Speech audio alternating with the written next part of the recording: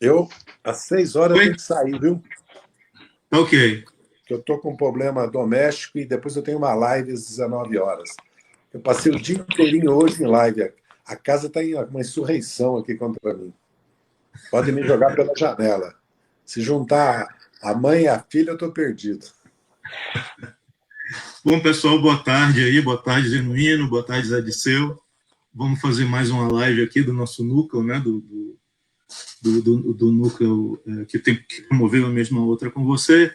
E hoje vamos falar um pouquinho mais sobre o PT, né, e sobre esses últimos acontecimentos aí também, né, para a gente comentar um pouco, que são as duas questões que apareceram aí agora no fim da tarde. A famosa carta aí de Heleno, né, ameaçando aí arrebentar, prender e tudo mais, e a liberação agora de Celso de Mello aí dos vídeos da reunião. Aqui por onde eu moro está tendo bate-panela, fora Bolsonaro, tudo aqui, provavelmente em função aí da liberação do vídeo aí por Celso. Mas eu queria começar com vocês dois, já para a gente falar um pouquinho sobre o PT, né? Assim, como é que vocês avaliam, né, a trajetória do PT durante o governo de Bolsonaro? Quer dizer, como é que vocês avaliam que foi isso? Quer dizer, qual foi a trajetória e o comportamento do PT, né, tanto do aspecto positivo quanto do negativo, ao longo aí desse primeiro ano e quase meio de governo de Bolsonaro? Zé Disseu, você quer começar? Janina que manda, ele que é o mais idoso.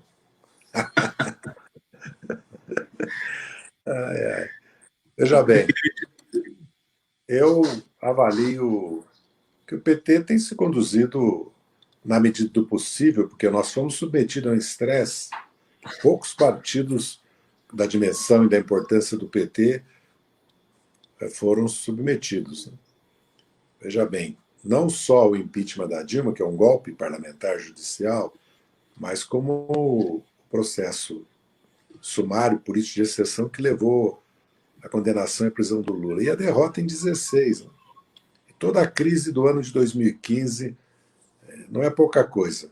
Mesmo assim, apesar da derrota de 18, né, a votação obtida no primeiro turno, sem o Lula estar na campanha, se o Lula estivesse na campanha, talvez o Haddad tivesse vencido as eleições. E ele seguramente, provavelmente, eleição a facada, fatores externos e o imprevisto em eleição é normal, né? A gente sempre tem que estar preparado. Mas é bem provável que o Lula venceria também, talvez até no primeiro turno. Talvez não. Mas no segundo turno tinha grande chance. Então temos que levar isso em conta, que nós fomos destituídos do governo, sofremos uma derrota em 2016, que nos tirou uma parte importante da força de prefeitos e vereadores, mas fomos o partido mais votado para a Câmara, perdemos por pouquíssimos votos para o PSL e tivemos mais deputados eleitos. E no Nordeste temos uma extraordinária reserva social, eleitoral, política institucional e de contraponto ao governo Bolsonaro com os governadores, não só do PT. Aliás, do Amapá até a Bahia. Portanto, o PT se colocou na oposição e foi construindo a sua posição até chegar agora ao impeachment, depois do fora Bolsonaro. Então, nós viemos numa trajetória e também estamos construindo com os partidos de oposição na fundação, com as 8 fundações, propostas alternativas. A carta de pedido de renúncia foi uma iniciativa importante também, que a Gleice acompanhou e assinou, junto com o Boulos, o Ciro, Flávio Dino e o Fernando Haddad. E agora um pedido pelas entidades e personalidades do impeachment do Bolsonaro, não só pelo PT, PSOL, né? PCB, Unidade Popular, PCO, PSTU, mas que ganhou um outro aspecto. Né? E a postura do Lula de tirar 22 do cenário, porque eu tenho conversado com o Genuíno, é muito importante que o PT se concentre na questão da pandemia, da solidariedade social, das medidas. Veja bem, se você observar a posição das nossas bancadas na Câmara e no Senado, da aliança que foi feita já para impedir o pior na reforma da Previdência e também no pacote anticrime, várias medidas do Bolsonaro, com o centro, com a centro-direita, certo? E a unidade, porque os partidos estão unidos na Câmara, inclusive o PDT e o PSB, que já tinham apresentado o pedido de impeachment, e a própria Rede e o Partido Verde. Né? E é muito importante essa unidade nossa na Câmara, porque as medidas são aprovadas ali no Senado. É preciso agora levar a renda mínima ou o bônus de R$ 600 até o final do ano. E vocês sabem, aí em São Paulo, o micro, pequeno empresário, o autônomo, não recebeu ajuda, porque os bancos estão pedindo garantia, não querem dar carência, e o juro é de 4,5%. Tem que ter juro nenhum, juro zero. E tem que ter um fundo garantidor. O governo criou o fundo garantidor para tudo, inclusive para as grandes empresas. Até os bancos têm. E o PROER, né, foi isso. E o governo do Lula salvou vários bancos. Vamos lembrar do Votorantim, do Pan-Americano, de vários bancos que foram salvos durante o nosso governo também. Então, acho que esse foco na democracia e esse foco que o PT vem seguindo, esse foco na pandemia, eu acho que é correto. Então, eu faço uma avaliação que, dentro das circunstâncias, das possibilidades, houve uma renovação de direção agora, entendeu? O partido, outra questão já é a eleição, a decisão de Recife, a decisão de São Paulo, não a escolha do candidato, Sérgio Padilha. Escolher agora. Eu, pelo menos, era de opinião que não devíamos escolher agora, que devíamos esperar, porque as eleições serão provavelmente 29 de novembro ou 6 de dezembro. Ou 15 de novembro, assim, se não ficar para 22, porque depende da pandemia. Se a pandemia tiver um platô, tiver um planalto, agora, se ela continuar íngreme, vai ser uma catástrofe sem tamanho, porque a população está indefesa. A população das grandes cidades brasileiras, ou as populações mais vulneráveis, os indígenas, né? Os quilombolas, os povos os ribeirinhos, e das grandes cidades brasileiras, que o Brasil tem 12 regiões metropolitanas que concentram 70, 80 milhões de pessoas. Né? Como São Paulo, são quase 20 milhões. Aí as condições de trabalho, de transporte, de residência, a insalubridade, a falta de água, a pobreza, a baixa renda, é uma coisa grave. Então, nós estamos num momento de muitos impasses para fazer avaliação. Primeiro, por causa da crise institucional e política que nós estamos vivendo. Segundo, por gravíssima crise da pandemia e a sabotagem do Bolsonaro e do governo. O que eles estão fazendo no Ministério da Saúde revela que a política é de governo, do governo militar. Eles concordam com o Bolsonaro. Né? Eles não estão contra a política do Bolsonaro. Aliás, o corporativismo dele cresceu com a reforma da Previdência e vieram à tona todos os preconceitos e toda a filosofia, né, militarista de que eles é que têm que governar, que o povo não sabe votar, o moralismo deles. Né? E também, o que é mais grave, que só eles são patriotas. Então, nós já conhecemos isso, de 37 a 45, de 64 a 85. Nós conhecemos. E o governo Dutra, que foi um governo moralista, repressivamente sindical, caçou o Partido Comunista pró-Estados Unidos. Essa alienação da nossa soberania aos americanos na política externa de defesa, porque daqui a pouco as Forças Armadas brasileiras fazem parte do Comando Sul dos Estados Unidos, né, porque quer entrar para a OTAN, todas essas. Né, quando o Brasil tinha outro rumo, né, sempre teve autônomo, soberano, política externa independente, queria construir seu próprio projeto de desenvolvimento, integrar a América do Sul, ter um papel na África, constituir os BRICS, era outra, que é o que o mundo está revelando correta, com a desglobalização, com o surgimento das potências médias como o Irã, a Turquia, a Índia, a Rússia retomando seu papel, a China ocupando um papel. Vamos ver como é que o mundo vai sair dessa crise. Né? Mas eu acredito que, dentro das circunstâncias, o PT deu respostas, está dando respostas adequadas. Depois tem discussões mais complexas que há divergências. Né? Sempre aparece num partido plural como o PT. Né? Frente ampla, frente democrática, frente de esquerda, como combinar, né? Qual é a prioridade. E também no processo eleitoral surgem as diferenças e a fragilidade também dos outros partidos. Né? Vamos lembrar que o PCdoB, depois de 40 anos de legalidade, não fez 1,5% de votos. Então está procurando uma saída, movimento 65, movimentos comuns, se aproximar do centro. O PDT está na linha cirista, o PSOL uma luta interna contra as principais lideranças, que são o Freixo e o Boulos. Inclusive tem que disputar prévias. O Boulos, inclusive, sem apoio do PDT, PCdoB, PSB, retirou a candidatura. Então, nós estamos vivendo também uma relação difícil entre nós. Felizmente, na Câmara, nas fundações, nós estamos começando a nos acertar. Espero que nos acertemos para as eleições e principalmente para enfrentar o risco do autoritarismo que está aí com essa ação do Heleno. O Heleno acha que o Bolsonaro está acima da lei.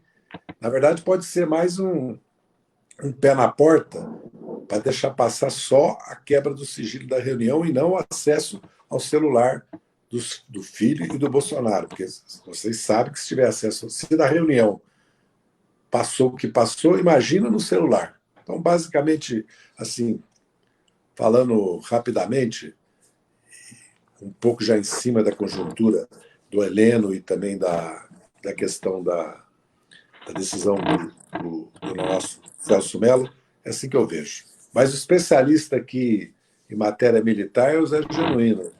E também, mais experiente que eu em conjunturas, é ele que viveu 30 anos lá no Congresso Nacional, conhece aquilo nas entranhas. E está cada dia mais sábio. Genuíno, o que você entende que foi o PT ao longo aí do governo de Bolsonaro? Foi a participação que você esperava? Que você entendia que seria... Olha, em primeiro lugar, nós temos que situar a experiência do PT diante de uma história que antecede a eleição de Bolsonaro, que foi o golpe, a prisão do Lula, uma eleição manipulada e o caráter de um governo autoritário, conservador, que busca mudar o regime político da Constituição de 88 para um regime autoritário. Veja através das iniciativas do Código Penal, as iniciativas através da prisão de segunda instância, as iniciativas já tomadas em relação à questão das não garantias para o processo de investigação, para o processo criminal, e o grande porta-voz, o grande articulador desse novo tipo de direito penal, que a gente chama de direito penal do inimigo, é o ex-juiz Moro, que é o quadro estratégico para garantir essa visão autoritária. Inclusive, eu acho que ele saiu do governo para preservar a Lava Jato. A Lava Jato, para a classe dominante, é estratégica, porque é uma maneira punitiva, é um sistema de justiça, de investigação estratégico para combater os opositores, particularmente a esquerda e os movimentos populares. Eu acho que ele saiu do governo, vendo que o governo ia para o desgaste, para salvá-lo e salvar o papel dele da Lava Jato e a instituição da Lava Jato, à medida em que eu acho que ele é o quadro de ligação profunda com o Estado profundo americano, muito mais até do que o bolso. Eu acho que nós estamos diante de uma situação que vai exigir mais iniciativa tática. Nós estamos dentro de uma defensiva geral, mas temos que ter mais iniciativa tática. Primeiro, dar conteúdo de mobilização agora, na pandemia, essa mobilização virtual do Fora Bolsonaro. Mas é o Fora Bolsonaro, o seu governo e suas políticas. Portanto, nós temos que ter uma visão ampla. Não é só a pessoa do Bolsonaro, é todo o que representa o projeto e o governo. Em segundo lugar, nós temos que viabilizar algo que é importante na conjuntura, que é a capacidade de articulação política do PT e demais personalidades, força de esquerda, na luta contra o Bolsonaro, apoiando o impeachment, o processo de licença para processá-lo, a questão das CPI da fake news, a própria questão da luta, que nós devemos defender isso, da luta por uma saída democrática, que é através de eleições. Mesmo que não haja correlação de força favorável a isso, nós temos que defender até como postura política de marcação de posição, de acumulação de força. Nesse sentido, eu acho que o PT tem que contribuir de maneira mais efetiva para o processo que agora, com a entrada do impeachment, eu acho que vai facilitar o processo de mobilização com as frentes, com os partidos à esquerda, e vamos fazer lançamentos, movimentações nesse sentido aí. Nós temos que cuidar de duas coisas. Uma é a mobilização institucional e eu acho que o PT agiu correto em diminuir danos, ajuda aos governadores, ajuda emergencial, e nós devemos defender a continuidade dela e, ao mesmo tempo, fazer mobilização política e social. Isso é muito importante, essa mobilização política e social com partidos, forças, personalidades, principalmente articulando o núcleo mais permanente da esquerda com alianças pontuais que nós devemos levar em conta nesse momento. Então, por exemplo, o impeachment é uma aliança pontual, a pauta dos governadores são alianças pontuais. E aí eu acho que entra uma questão importante, que a luta em defesa da vida e da democracia pressupõe o fim desse governo, pressupõe acabar com esse governo, porque a existência dele aprofunda a crise sanitária e a crise econômico-social, que é um outro elemento disso. Por outro lado, eu acho que nós temos que, ao fazer esse movimento, nós temos que levantar algumas questões que são essenciais do ponto de vista programático. Por exemplo, as questões relacionadas com a crise sanitária, a fila única de leitos, é importante. A discussão do processo de política industrial de reconversão para a área da saúde, para a área da medicina. A questão da tributação de lucros e dividendos e sobre o sistema financeiro para financiar as políticas públicas. A questão, por exemplo, de elemento de uma nova ordem mundial baseado na cooperação e denunciar a hegemonia americana. Nós temos que buscar uma articulação com as experiências exitosas, inclusive no enfrentamento da pandemia. Nós estamos vendo aí que as experiências do Uruguai, da Argentina, do Paraguai, as experiências de outros países, inclusive aqui, da nossa América Latina, América do Sul, são mais positivas do que a nossa. E, nesse sentido, eu acho que nós temos que trabalhar nesse momento para, em defesa da vida, do emprego, da renda e da democracia, fazer uma articulação política que transmita capacidade, de força, de energia para sinalizar ao povo um outro caminho.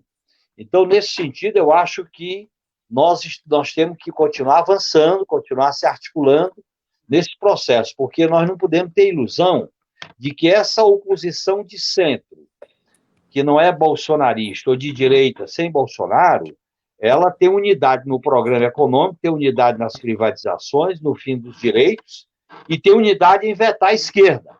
Eles querem vetar a esquerda, nós temos que quebrar com isso, nós temos que recuperar o protagonismo da esquerda como força independente, particularmente a articulação que o PT tem que desenvolver, tanto no plano institucional, nos governadores da bancada, como também nos diretórios dos militantes.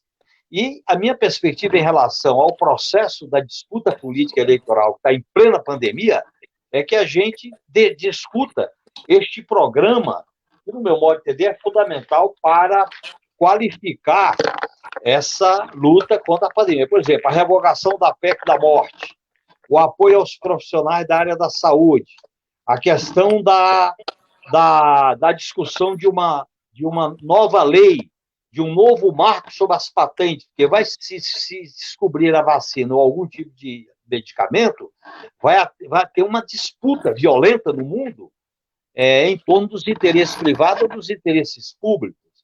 Nós devemos defender que, em se tratando da questão da saúde, é necessário se criar um fórum mundial para tomar medidas de cooperação, de solidariedade, e não se a gente ficar preso à hegemonia norte-americana.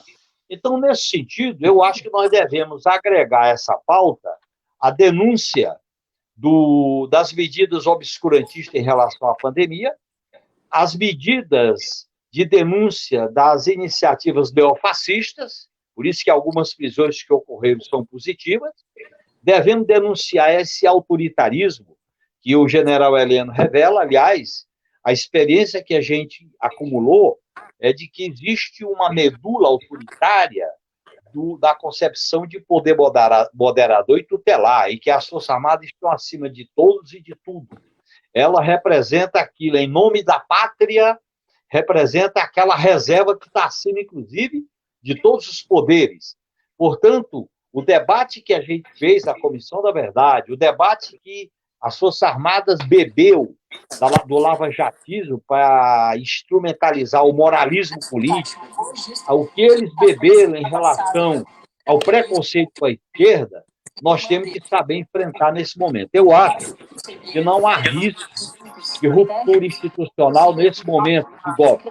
Eu acho que o risco é o aprofundamento da tutela e a existência de medidas autoritárias, como estado de defesa ou, no limite, estado de sítio, mas a separação hoje entre Forças Armadas e Bolsonaro, a coisa foi tão profunda, foi tão verticalizada, foi tão entranhada, que eu acho que é praticamente impossível eles saírem, romperem com esse tipo de casamento que aconteceu desde a campanha eleitoral de 2000, do início de 2018. A própria intervenção no Rio de Janeiro, que foi executada pelo atual chefe da Casa Civil, diante de tudo aquilo que ocorreu, parece que hoje a gente pode dizer que foi muito mais uma maneira de ajudar e de viabilizar a força política da candidatura dele. Portanto, lamentavelmente, eu acho que a concepção de ordem interna, a concepção conservadora, de salvadores da pátria, a concepção de tutela, de não aceitar ser julgado, nada está sob júdice. Então, eu acho que isso aí é uma característica autoritária que nós devemos enfrentar nesse momento. A nossa experiência de governo na relação com a Força Armada foi positiva, particularmente do segundo mandato. Eu acho que a Estratégia Nacional de Defesa foi um grande avanço, mas ela foi aceita, não assimilada. Você sabe que é uma diferença entre aceitar e assimilar. E eu acho que esse é um dos grandes debates da democracia brasileira, é que as instituições do Estado Democrático de Direito têm que ser praticamente refundadas.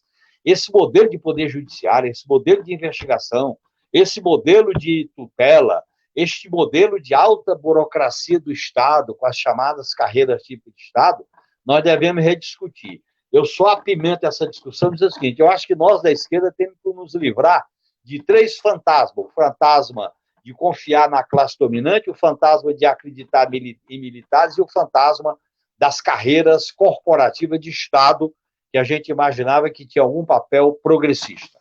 Portanto, eu acho que nós estamos articulando um caminho para fazer da luta contra a pandemia um processo de mobilização em defesa do povo, da vida e da saúde. É o ponto de partida. E, a partir daí, a gente tem que ligar a política com essa discussão das medidas, das prevenções, das precauções, de todo o processo de defesa dos interesses populares. Até porque nós vamos acumular força para, no pós-pandemia, discutir os rumos. Porque o capitalismo, se depender dele, ele vai aprofundar a concentração de renda e a miséria. E nós temos que dizer que outro mundo é possível ser construído sem o capitalismo neoliberal monopolista financeiro. Essa é a minha contribuição para iniciar o debate.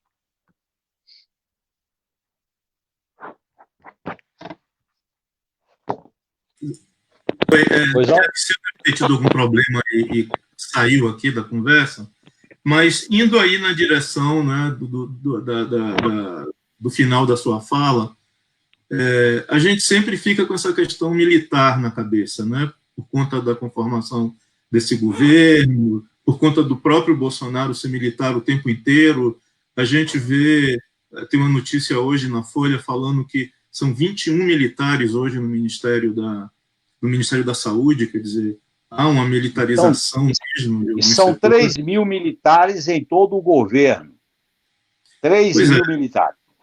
Então, como é que você vê essa movimentação dos militares por dentro do governo e que a todo momento, né, a gente fica vendo coisas como a que Heleno fez hoje, né? Quer dizer, o que é levar as últimas consequências? É não entregar o celular de Bolsonaro, é proteger o palácio com militares para não deixar um oficial de justiça chegar, é tentar dar uma virada mesmo autoritária no governo.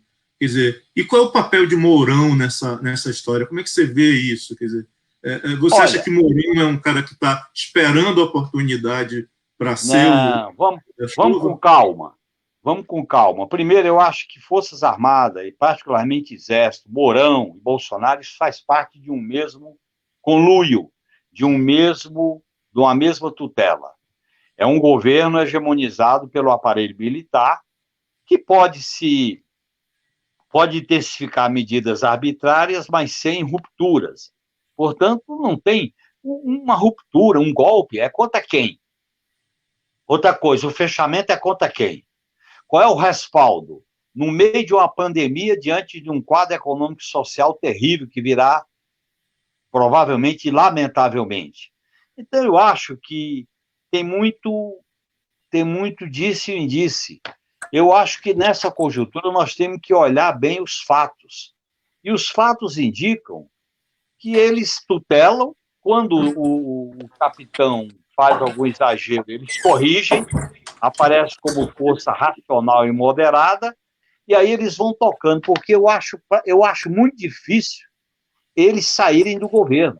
Eu acho que a tendência é eles irem monitorando o governo pelo caminho autoritário, um a mais, um a menos, uma medida assim, outra lá, e vão fazendo algumas ameaças para ver se pega, outras não pegam, criando constrangimento. E agora, o que nós temos que levar em conta com mais acuidade é a existência desses grupos neofascistas que são mobilizáveis, que ameaçam, que estão acampados, que fazem treinamento, que esse tipo de coisa pode criar, vamos dizer assim, obstáculos para a oposição, para as instituições. Por isso que nós devemos, em relação à luta contra essas tendências neofascistas, fazer uma aliança pontual com setores de centro, com personalidades. Por exemplo, eu acho que foi uma aliança pontual a declaração dos ministros da Comissão Arme, dos ministros das Relações Exteriores, porque as condições de unidade hoje é por episódios concretos. Se a gente for consertar, se a gente for fazer uma concertação programática, não vai dar certo. Agora, nós podemos buscar uma concertação de esquerda, com as forças que têm um grau de unidade em questões de programa, de direitos sociais. Então, eu não vejo possibilidade, neste momento, de uma espécie de virada de mesa, na minha avaliação. Eu acho que tem fumaça, tem ameaça, tem pregação de medo, até porque, por exemplo, ele faz esse alarido com o celular. Mas quem vai decidir é o Aras, e eu não tenho ilusão que ele vá tomar alguma decisão que contrarie o núcleo central do Palácio do Planalto. Eu acho que tem que separar o que é ameaça de fato, o que é bochicho, o que é alarido. Isso faz parte de uma nova maneira de construir esse autoritarismo. Agora, a médio prazo, eu acho que eles querem ter força para mudar o regime político. Aí sim, eles mudaram o regime político para um regime autoritário, conservador. E já há sinais disso, pelo lado do sistema de justiça, pela competência da Polícia Federal, essa discussão sobre a autonomia absoluta da Polícia Federal, essa discussão sobre as instituições do próprio Ministério Público. Veja bem, o fato do Procurador-Geral da República ter autonomia para dar o parecer se há indicia ou não uma autoridade com prerrogativa de foro, essa questão tinha que ter sido enfrentada na PEC 37. Nós fomos derrotados, criou-se um movimento contra a PEC 37, porque naquele momento a grande mídia queria criar uma ofensiva violenta e criou contra o PT, contra o governo Dilma, contra a reeleição dela. Então nós temos que situar este processo, que a democratização do país, no meu modo de entender, vai envolver medidas mais efetivas, porque simplesmente botar o Mourão não vai resolver.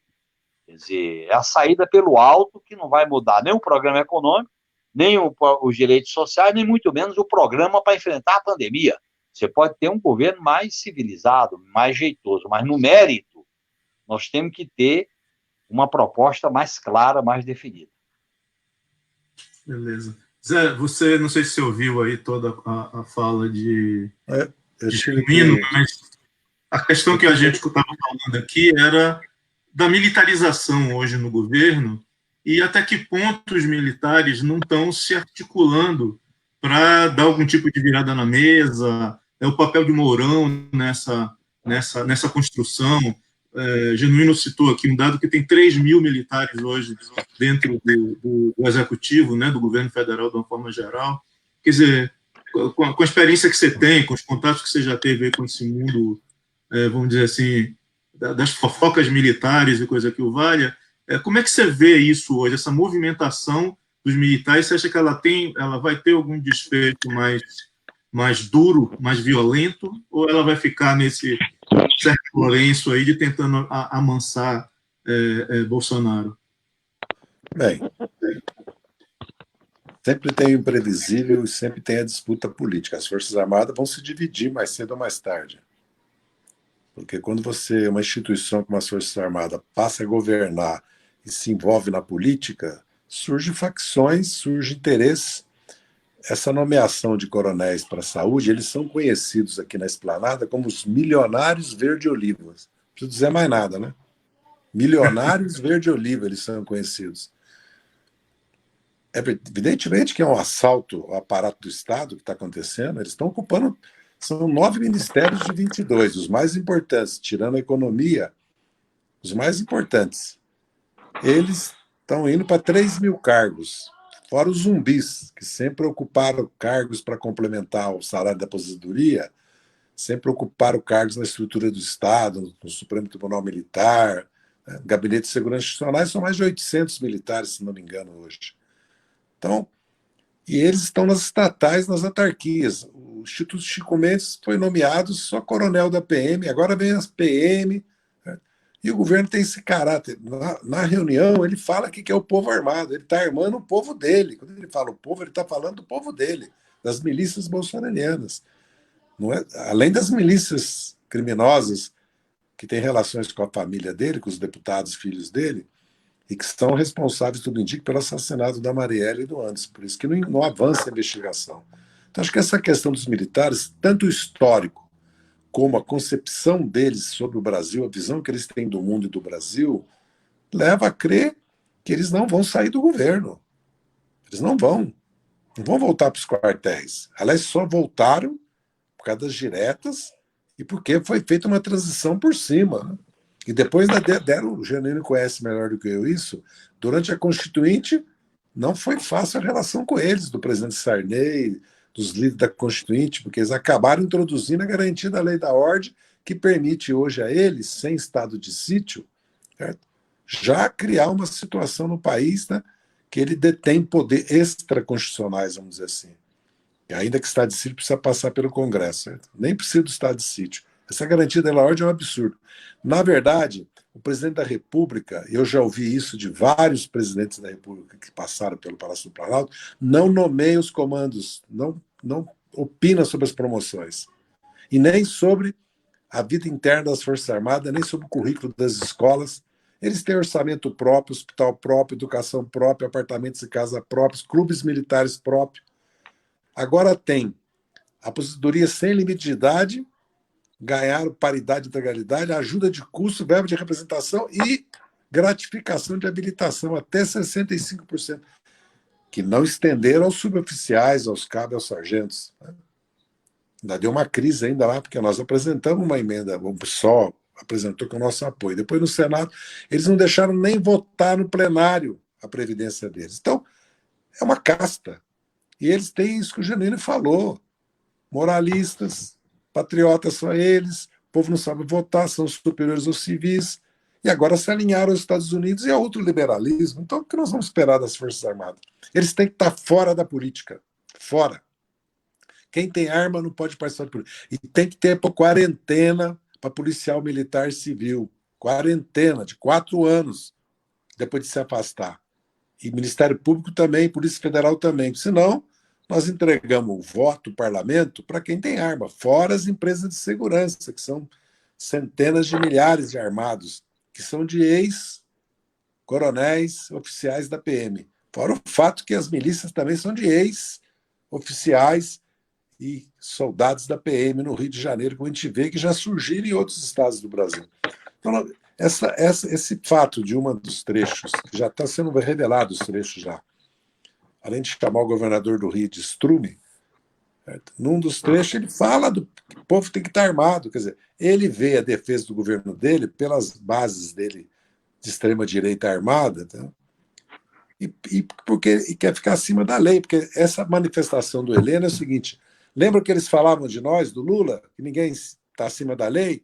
Então, o Heleno não está acima da lei, nem o Bolsonaro. Se a justiça determinar, dentro da Constituição, a busca e apreensão ou a quebra do sigilo telefônico, telemático, bancário, fiscal de qualquer cidadão, tem que ter isso. O presidente tem foro, mas para crime praticado durante o mandato, não. Para antes. Ele pode ser investigado por crimes cometidos no mandato. Para antes, pode ser investigado, mas não pode ser processado. Nem investigado por dia antes, mas abrir o precedente com o Michel Temer. Não sei se o Genuíno está acompanhando. Abrir o precedente com o Michel Temer. Não havia esse precedente de investigar o presidente no exercício. E vocês sabem como é que foram célere com a Dilma, que era uma presidente honesta, eleita legitimamente, e o TSE a julgou. É verdade que não cassou a chapa, aprovou as contas com ressalvas, e o Supremo autorizou, e no caso da ação penal 470, como é que eles foram atuantes, ativos, inclusive argumentando que não precisava prova, bastava literatura jurídica, domínio de fato, nos condenaram sem provas. Então, é uma situação muito clara. Nós estamos vivendo um problema da tutela militar e, como o Janino lembrou bem, um problema institucional do papel das Forças Armadas na Constituição. Não há poder civil sobre o poder militar no Brasil, de fato, totalmente, porque quem nomeia, quem promove são eles, o presidente da República não pode opinar, eles não aceitam. Não aceitam. Até quando surgiu a crise do Pujol, né, que é o comandante do Exército, se o Ramos ia para o lugar dele, logo começaram os todos. Inclusive que está assimilado isso por grande parte da opinião pública da mídia. Não. É técnico, é que nem a história da Polícia Federal, dos concursos, do Ministério. Agora o Bolsonaro cooptou o COAF, no ano passado, a Receita, o Ministério Público, agora a Polícia Federal, fica por isso mesmo. Está cooptado, e está sendo usado. Você vê o caso do Paulo Marinho, está sendo usado. Vai usar contra os adversários. Então, nós estamos vivendo já uma situação que a democracia está na UTI, está doente. E, como o Genuíno disse, há um processo progressivo que o Supremo pôs muitos limites, a Câmara e o Senado impuseram limites, mas por ele já tinha governado, estava governando por decreto-lei, foi o Supremo que impediu, já tinha posto a escola sem partido, a censura, quebra da autonomia universitária e por aí vai. A tentativa do pacote anticrime das 10 medidas já era para violar o Código Penal e a Constituição e legalizar o que o Moro fez de legal. Vejam bem, eu estou chamando a atenção, até mandei agora um áudio para o Pimenta, e vou conversar com o Paulo Teixeira. Está sendo julgado na Suíça o procurador-geral da Suíça, porque manteve em sigilo uma reunião que ele fez com o presidente da FIFA e obstruiu a investigação para essa questão. Passou para impeachment. E foi ele que passou para a Lava Jato, fora dos canais legais do Ministério da Justiça, o sistema Dreyfus da Odebrecht. Agora, imagina, tudo que o Moro fez, os procuradores fizeram. Na Suíça, eles estavam presos, porque o procurador do Supremo processo de impeachment. Então, como o Genuíno bem lembrou, essa questão do lavajatismo é muito grave, o Moro, porque vocês veem que a Globo já começa, setores da opinião pública, a construir. Está tocando algum celular. Está tocando um celular. Tem um microfone aberto aí com o celular tocando. Eles já começam a construir a candidatura do Moro. Nós precisamos passar a Lava Jato a limpo, levar eles a uma investigação à barra dos tribunais, por tudo que eles fizeram. Inclusive, o Lula precisa ter seus direitos políticos devolvidos. Nós precisamos anular os processos contra o Lula. Isso faz parte da luta democrática que o Genuíno levantou aí como uma questão estratégica para nós. É basicamente isso que eu queria falar.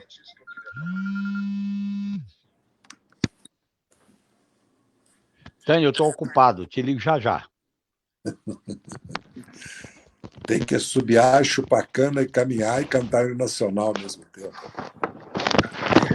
Você acha, a Genuíno foi um pouco mais enfático nisso, Vamos lá. mas você acha que a gente corre algum risco de um golpe efetivamente nesse momento? Não. Você acha que os O problema é o seguinte, as experiências do Bordaberry, do Fujimori, da Bolívia, mostram para nós que foi dado um golpe na Dilma, né? Jurídico parlamentar, com anuência e observância do Supremo Tribunal Federal.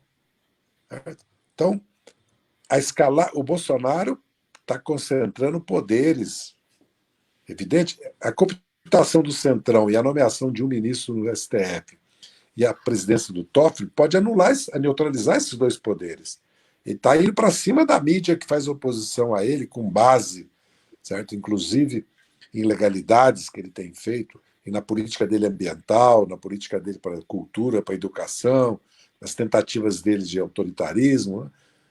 De misturar o Estado com a religião, né? E na própria pressão que ele faz ilegal sobre essas empresas, que são monopólios, como nós sabemos, que nos censuraram sempre, nos censuravam até agora há pouco, não aparecia nada do PT na Rede Globo e na Globo News. Como a CNN começou a dar espaço e também começou a crescer na opinião pública a reação contra essa censura, a coisa começou a mudar. Então, na verdade, ele vai, se não houver limites, ou pelo Supremo, ou pelo Congresso, ou pela sociedade, ele avança. Ele institui um regime como outros fizeram. Lá na Hungria e na Polônia, legalmente não foram mudando as instituições e criando regimes autoritários. Então, é uma questão de luta política. Nós temos que, como o Genuíno lembrou bem, para além do impeachment, uma coisa, outra coisa. A frente ampla anti-Bolsonaro pelo seu impeachment, certo? Cabe todo mundo que está contra o obscurantismo. Agora, nós temos que construir uma alternativa para 22, mas agora a nossa principal tarefa é enfrentar a pandemia e a questão democrática. Porque nós temos, e tem eleições que serão adiadas possivelmente, e nós vamos tratar delas no momento adequado. Mas nesse momento que nós estamos, um dia é uma semana é um mês pode ser um ano, pela evolução da crise econômica e do tratamento que o Bolsonaro... Porque o Bolsonaro, os nossos estados vão quebrar. Quando chegar 10 de junho, não tem dinheiro para pagar. Já está em estado de calamidade pública em Santa Catarina. Os estados, inclusive, estão bem financeiramente, como o Piauí, por exemplo, já está enfrentando grandes dificuldades, porque está aumentando os gastos com saúde, com segurança, os gastos em geral do Estado para enfrentar. Tem que distribuir cesta básica. Brasília deu um bônus para os trabalhadores. Os governadores do Nordeste estão distribuindo milhões de cesta básica, porque se o governo federal não atua, sabota o combate à pandemia para quebrando o isolamento e não dá, porque vocês vê, o micro e pequeno empresário não consegue recursos, porque estão pedindo garantia, estão pondo juro, estão pedindo carência, os bancos não dão.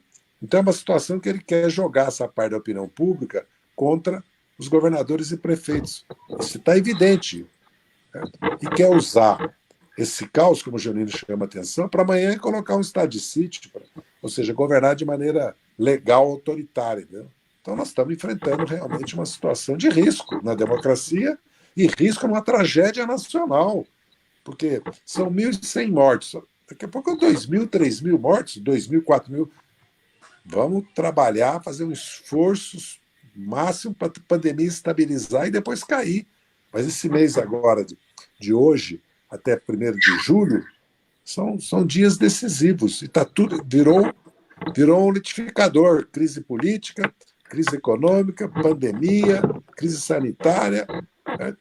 E essa é a crise institucional que ele vai criando, porque essa declaração do Heleno, evidentemente que o Heleno está violando a Constituição, está fazendo um crime de responsabilidade, ele é ministro, ele não pode declarar que não vai cumprir. Nem tem essa ordem, mas já diz antes que não vai cumprir a ordem. Foi pedido, não foi, o juiz não decidiu ainda. Foi pedido. Nem foi o juiz que decidiu, né? Terceiros pediram. Então, é uma questão que nós vemos que nós estamos caminhando para o impasse, realmente. Para a gente já ir aí caminhando para o fechamento, né, que vocês têm aí compromisso daqui a pouco, a gente vive também um momento de tensão muito grande dentro da sociedade. Quer dizer, a falta de medidas objetivas para a contenção do desemprego, para melhorar a condição de vida das pessoas que estão completamente sem renda nesse momento, também empurram o povo, né, para algum possível nível de radicalização. Vocês veem, né, na conjuntura que a gente está, uma expectativa de que a conjuntura ela agrida as pessoas de tal maneira que haja ocupado, uma explosão depois, tá? Institucional ou uma crise na rua, como está no Chile, nas proporções que houveram no Chile. E se o PT está preparado hoje, tem política, tem militância, tem principalmente uma direção, né, que consiga construir políticas que deem canal de participação popular, de enfrentamento a um endurecimento maior do regime e também do lado de uma possível explosão popular por conta das situações causadas pela pandemia, pelas dificuldades causadas pela pandemia.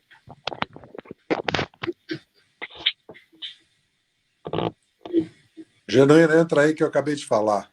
Você ouviu a Olha, pergunta? eu acho que nós estamos vivendo uma conjuntura que eu chamaria de alto risco do fio da navalha, porque nós estamos numa hecatombe. Nós estamos numa hecatombe institucional que vem desde 2016. Nós estamos numa hecatombe sanitária com a pandemia. E nós podemos entrar numa hecatombe social e econômica com a crise.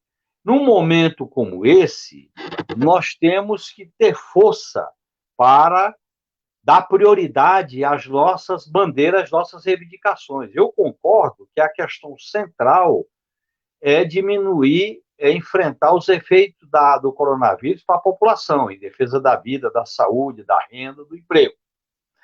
Agora, a vida não se separa da política. Até porque a política comanda o país pela via conservadora e autoritária. E nós temos que intensificar a mobilização e a campanha contra esse governo e defender os valores da democracia. Porque para enfrentar o golpe ou os riscos de autoritarismo, não adianta a gente adotar o bom mocismo ou a falta de iniciativa. Nós temos que adotar a iniciativa política, de se articular, de se manifestar, de protestar. Até porque a crise por si só não produz mudança. A crise por si só produz medo, produz passividade, ela produz individualismo, ela produz insegurança. Nós temos que mobilizar a sociedade, e hoje a mobilização, além dessa solidariedade social que está existindo ainda num certo nível micro, mas é importante, nós temos que defender o isolamento social, nós temos que apoiar as medidas dos prefeitos e governadores que estão adotando medidas de acordo com a ciência e com a medicina, e nós temos que denunciar o que foi feito com o país, o modelo econômico, o modelo de privatização, o modelo de corte de gasto, o modelo de submissão aos Estados Unidos, o modelo de não investir na indústria que produzia equipamentos médicos, equipamentos de segurança, a valorização dos profissionais de saúde. Nós temos que tocar nessas questões que envolvem um programa básico para enfrentar a pandemia. Eu acho que esse programa nós vamos ter que tocar também nos interesses da hegemonia financeira, nos interesses da dependência aos Estados Unidos, nos interesses de corte de gastos públicos. Nós temos que tocar nisso aí. Exigir alguma revogação. Por exemplo, a revogação da PEC do fim da morte, a PEC da morte, a PEC do fim do mundo, a PEC 95. Nós temos que defender a fila única de leitos privados e públicos. Nós temos que defender a valorização dos profissionais de saúde. Nós temos que defender a renda desburocratizada, a ajuda emergencial para a população, o apoio à pequena e média empresa. Portanto, nós temos que ter um programa concreto que dê essa alternativa, porque a situação, espontaneamente, ela pode ir para o caos e não falta quem queira aproveitar.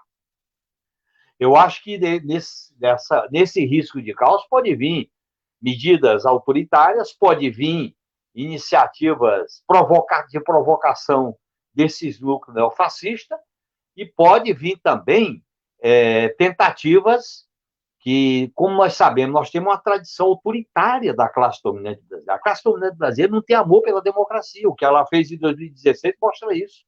As Forças Armadas não têm amor pela democracia. O sistema financeiro não tem amor pela democracia. O amor deles é o lucro. A burocracia estatal não tem amor pela democracia. E esse foi um dos erros nossos de ter ilusão nessas carreiras típicas de Estado. Portanto, eu acho que nós temos que estar muito atentos. A conjuntura é dinâmica, é surpreendente, a gente tem que avaliar a cada semana, nós temos que ficar atentos, nós temos que estar sempre em contato, nós não podemos tomar medida isolacionista, nós não podemos aceitar qualquer provocação, nós não podemos achar que qualquer tipo de aventura vale a pena. Não vale. O projeto é coletivo, a ação tem que ser com base na cooperação para a gente enfrentar esses riscos da conjuntura. Nós vivemos uma conjuntura de risco. Ainda a gente não sabe avaliar qual o efeito psicossocial do número de mortes. Qual o efeito psicossocial quando muita gente começar a entrar no risco de morrer. Isso tem um efeito muito grande. Então, a ideia da solidariedade, a ideia da proteção, a ideia de defesa é muito importante nesse momento. E agora, isso envolve uma escolha política.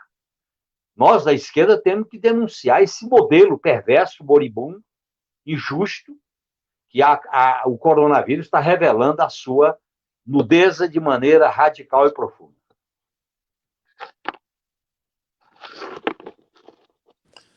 Deixa eu dar duas palavras sobre duas questões. Em primeiro lugar, essa questão da revolta popular. Revolta popular, numa situação que nós vivemos hoje, pelo menos em cada país que a gente analisa, ela é um misto. Dependendo do país, são organizações históricas, organizações consolidadas, que coordenam e dirigem.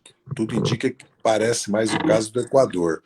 No caso do Chile, as organizações acho que foram foram, de certa maneira, saltadas, vamos dizer assim, né? Essas rebeliões passaram ao lado e por cima dessas organizações. Depois elas se integraram, inclusive o Partido Comunista chileno passou a ter um papel. Na Colômbia, que foi a maior, a mais intensa, a mais permanente, a mídia brasileira escondeu, lá não houve exército na rua contra, como houve no Equador e no Chile, porque as Forças Armadas não só deram o golpe na Bolívia, porque o exército pediu a renúncia, e a PM fez o golpe contra Evo Morales. No Chile e no Equador, elas foram para a rua e tiveram que recuar pela reação da resistência popular, que enfrentou as Forças Armadas na rua. Na Colômbia eles não podem fazê-lo por causa que viram a guerra civil, porque tem duas guerrilhas atuando, e armas na Colômbia é um país militarizado, né? Um exército organizado pelos americanos, subordinado aos americanos, mas também uma sociedade que já viveu em guerra civil décadas, né? Infelizmente, mas viveu. No caso do Brasil, quando se fala em saques, certo? Em revoltas, é mais a fome, o desabastecimento. Agora, se vai haver uma rebelião no Brasil por fora dos movimentos sindical, popular, dos partidos políticos, não é previsível. Se houver, lógico que você pode apoiar, você pode dialogar, mas isso, de certa forma, é incontrolável. Depende muito de como vai se agravar a pandemia. Se o Bolsonaro continuar nessa política dele, ele vai levar o país a uma tragédia. Pode até acontecer isso, pode até que eles queiram isso para justificar o estado de sítio ou um governo militar. Ditadura militar no Brasil, no mundo de hoje, nas condições que as classes médias não apoiam, a mídia não apoia, eu acho que o capital, quer dizer, para o empresariado não interessa isso, certo? Não tem apoio, evidentemente, das forças de oposição de esquerda, quer dizer, instalar os militares no poder ilegalmente, fechar o Supremo, o Parlamento, não convocar eleições, nós vamos derrubá-los. Não vai levar 20 anos como levou. Porque em 65, Genuíno e eu já lutávamos numa baixa ditadura. Ela só caiu em 85, mas em 74, primeiro em 66 a ditadura perdeu a eleição. No Rio e Minas. Porque as eleições para governador não eram todas no mesmo dia, né? Eram diferentes. Perdeu. fizeram o ato institucional número 2, acabou com os partidos, com eleição direta para prefeito, governador, presidente, área de segurança nacional, caçaram parlamentar, e depois veio o ato institucional número 5 por causa da luta contra a ditadura. Mais de 69 a 74 não houve resistência nas ruas, nas fábricas, nos bairros. Sempre houve, na clandestinidade, silenciosa, né? Muitos foram presos, assassinados. Havia resistência, mas não um movimento popular, movimento sindical. Em 74, o povo derrotou a ditadura, derrotou mesmo, porque de 21 senadores, 16 eram da oposição. E o MDB, que era o partido do Sim Senhor, né? Do Sim, né? Não do Sim Senhor, se transformou num partido de oposição à ditadura.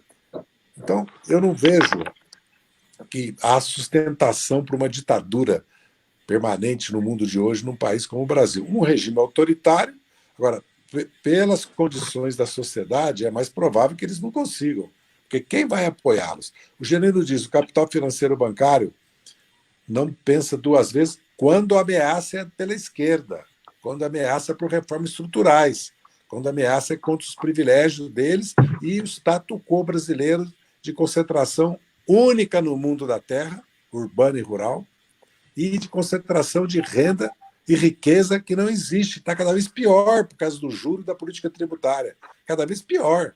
Né? E do arroxo agora da participação do salário na renda nacional e do corte de investimentos sociais. Como não é isso que está em jogo, é quem governa. No caso é o Bolsonaro, o tipo de governo. Agora, se ficar em risco, também se os militares forem uma ameaça, como já deixaram claro, que o pró-Brasil, quando o pró-Brasil surgiu, a mídia estava lavando a imagem dos seus economistas, das suas empresas, dizendo, não, todo mundo é contra a desigualdade, realmente o Estado tem que ter um papel. Veio a pandemia, né? Ficou claro que o Estado... Imagina se não tivesse SUS, imagina se tivesse cadastro único, LOAS, Bolsa Família, seguro-desemprego, FAT, Previdência, imagina, né? Que foi isso que está segurando a rede de proteção social. Né? Eles, quando veio para o Brasil, mudaram completamente, voltaram com toda a carga, defesa do Guedes, defesa do teto de gasto, que é um suicídio para o país, da regra de ouro, privatização, certo?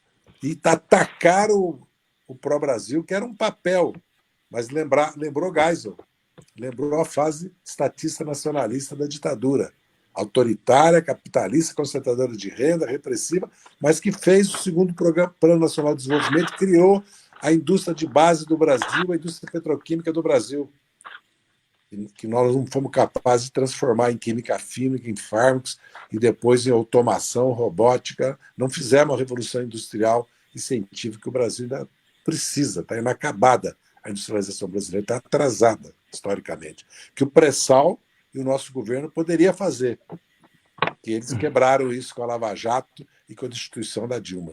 Então eu vejo que ditadura militar, como a gente sofreu, acho que não, se eles instalarem a ditadura, nós vamos derrubá-la, não vai levar 20 anos, não, vai levar pouco tempo para derrubá-la. Porque nós somos fortes também. Porque com tudo que aconteceu conosco, nós somos alternativa de governo, primeiro, as forças políticas de centro-esquerda. Segundo, que tudo que aconteceu conosco, nós repetimos a votação de 40 milhões de votos no Ciro Gomes e no Haddad, 45 no segundo turno. Então, nós somos uma força político-social no país enorme, como éramos já em 89, que o Lula teve 17, o Brizola 17 e o Covas 9,5. E o Covas era de oposição à ditadura e tinha, naquele momento, um programa social-democrata, vamos dizer assim, nacionalista.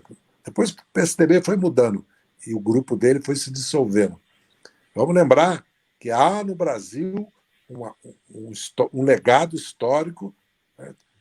Um legado agora do Lula, também do PT, que constitui uma força histórica que pode mudar, porque está mudando as classes sociais, o mundo do trabalho, a cultura. Né? Basta dizer como surgiu no neopentecostal essa base social religiosa, né, para o Bolsonaro. E como a indústria foi, a classe operária industrial que nos deu origem foi perdendo papel no conjunto da população econômica ativa, e como surgiram outras culturas, outras realidades no Brasil. Mas essa é uma realidade histórica. Nós somos opção de governo. Isso é um problema para eles quando pensam em tirar o Bolsonaro. Não é só o medo dos militares, é também que nós somos uma alternativa. Basicamente é isso. Eu vou ter que me retirar, como diz o povo, porque estou aqui com a família. Eu tenho logo depois outra live. Vou falar com o Piauí, com o nosso estado, lá com a CIS Brasil e com a Zé, militância deixa eu lá. só te fazer uma pergunta antes de você sair. Você queria estar na direção do PT hoje? Eu? Eu estou aposentado, rapaz. Estou com 74 anos. Tem jovens, eu quero que entre mais jovens, novas lideranças. Eu, genuíno, sou assim, vamos dizer assim, pode nos consultar, pode pedir nosso apoio, mas eu não quero ser dirigente do PT, acho que não devo ser. Eu tenho feito reuniões, como genuíno também, com companheiros deputados, dirigentes, com o diretor-geral. Eu viajei o Brasil, as 22 capitais, comecei a visitar 5, 10 cidades por estado. Já tinha feito São Paulo, Minas, Rio, Paraíba, Sergipe, Alagoas, Bahia, Pernambuco, Piauí, ia continuar fazendo. Isso eu tenho feito lives todos os dias, como o Genuíno tem feito, participo de articulações políticas, tenho dialogado com os outros partidos, né? PSB, PCdoB, PDT, tenho conversado muito, inclusive com o Freixo, com o Boulos, com as lideranças, aquelas que a gente tem contato há 30, 40 anos. Agora, acho que o meu papel é mais esse, voltar à direção do PT, o que é legítimo. Se outros dirigentes que têm a minha idade de formação entram na Diretório Nacional, eu não acho, cara. Eu acho que estou bem assim e devo permanecer assim. Ok, obrigado, seu. Vamos aí, até outra Janeiro, me oportunidade. desculpe, viu? Que eu preciso. Valeu. Janeiro, sempre é um Um prazer abraço. revê-lo, viu? Um abraço, companheiro. Hoje falei com o Zé Guimarães. Valeu. Estava preocupado com a tua mãe, que está lá no É, né? isolamento, né? É. Pois Estava é. perguntando para os médicos que estavam no live se podia ir. Os médicos falaram de jeito nenhum. Tá certo. Os médicos acham que não pode mesmo, porque tua mãe está com 95, né? 96. Ah, então. Não, Grande não dá abraço, não. viu? Ele tem que ficar. Dá um Ele tem abraço que na ficar Rio. no Fortaleza, isolado. Canário, Valeu, uma Zé. alegria. Um abraço. Obrigado, Zé. Um abraço, Um hein? abraço para toda a militância aí, para os nossos dirigentes, viu? Estamos na luta e no combate. Com a guarda em alto, como dizem os cubanos, viu? Um abraço. Muito bem, comandante José. Genuíno, para a gente fechar aí, eu queria te fazer uma pergunta, que é o seguinte: nesse cenário todo que a gente vê hoje, aí, a Rede Globo tem jogado algum papel nisso, né? Quer dizer, ela está batendo em Bolsonaro até ele chorar. Não só a Globo, que tem mais um peso muito maior, mas a Folha está fazendo a mesma coisa, está dando e tal. Dentro do cenário em que a gente pode observar da classe dominante hoje, qual é a da Globo, vamos dizer assim? Né? De que lado ela está jogando? No que ela está apostando? É em construir uma candidatura de Moro para 2022? É se afastar da bandalheira aí do governo de Bolsonaro? Quer dizer, qual é o papel da fração da burguesia que a Globo está do lado? Em primeiro lugar, nós não devemos ter ilusão. Essa mídia corporativa, ela está associada a interesses econômicos nacionais e internacionais. Eu acho que essa associação, no meu modo de entender, eles têm a unidade no programa econômico, no programa de hegemonia americana, na eliminação de direita e no veto à esquerda. Eu acho que por outro lado, eles têm uma pauta na área cultural, na área comportamental, que é o oposto à pauta fundamentalista. Mas não devemos ter ilusão neles. É tanto que a cobertura que eles fazem do processo de medidas que estão sendo tomadas, o PT é vetado, o PT não aparece. O PT não aparece no telejornal, portanto, não devemos ter ilusão. Eu vou repetir.